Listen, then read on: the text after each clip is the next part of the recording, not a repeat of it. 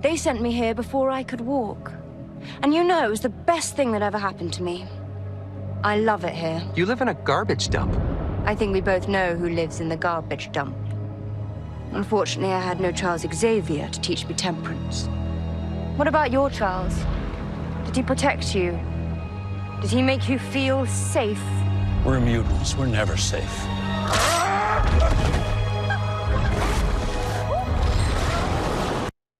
Okay. Sorry, I'm all of a sudden very scared of the Welcome back to GMA3. It is on. Deadpool and Wolverine, one of the most highly anticipated films of the summer, is just days away. And that was just a sneak peek. Yes, very fun. Our next guest, starring in the role of Cassandra Nova. You know them best from the Golden Globe-winning, Emmy-nominated performance as Princess Diana in the hit drama The Crown. Please welcome Emma Corrin. Lovely to have you here. You're obviously very powerful. Cassandra Nova. Thank you. Yes, throwing Wolverine back. Let us know what is a little bit of the backstory about your character. Well, I think what people will most know her from is the comics, in which she's sort of widely known as Professor X's evil twin sister.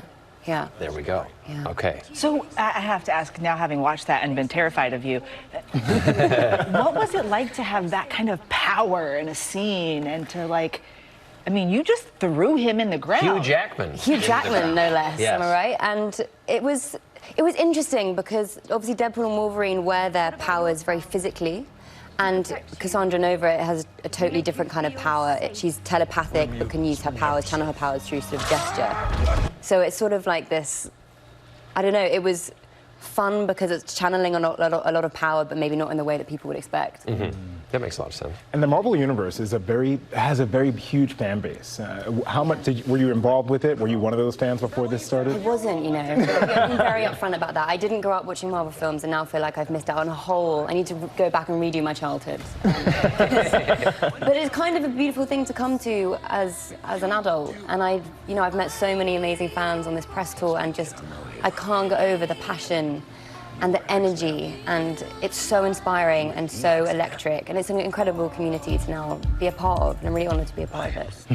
I am always curious, for Marvel movies, but really these kinds of superhero movies, you're obviously a highly trained and serious and gifted actor. You also have to kind of just do this and this, and like make hand gestures. What's that feel like in the moment when you're filming it and you know that there's going to be effects later? You know what, I was going into this, I was nervous because I thought there'd be a lot of green screen work. That's sort of what I expected from this. And you know what, we didn't have a single scene shot against a green screen. All the sets were built by this incredible production designer called Ray Chan, who so sadly passed away a few weeks after we started shooting. But he was honestly in a different class of creative. He was just incredible. He built these sets which were immersive. You just felt like it was a real playground. It was functional as well. I mean, at the beginning of that scene, I think you can see in the trailer, my character walks down this ramp to greet the guys for the first time. And I remember Sean Levy, our director, saying, "Okay, Emma, you're just going to walk down the ramp."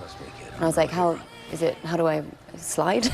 And he said, no, no, no. And then Ray hit this button, and it transformed into steps as soon as I put my foot on it. Wow. It was crazy. And to answer your question, I guess, long story short, it was a real, like, it was so much fun to have, you know, actual things happen when you did the thing. I mean, obviously, Hugh wasn't actually running through the ground, but but he might as well have been. He might as well have been. Wow. Crazy. Okay. So I have to ask you a non-movie question. The outfit, sorry. Yeah. It's amazing. Who made the outfit? Very different from Cassandra Nova. I don't think Cassandra would be caught dead in this, but it's by a new designer called Freddie and Matt, who's, I think, London-based. Yeah. Very cool. Yes. Emma Corrin, thank you so much for being here with us. Deadpool and Wolverine hits theaters everywhere this Friday. Really nice to have you here. Thanks.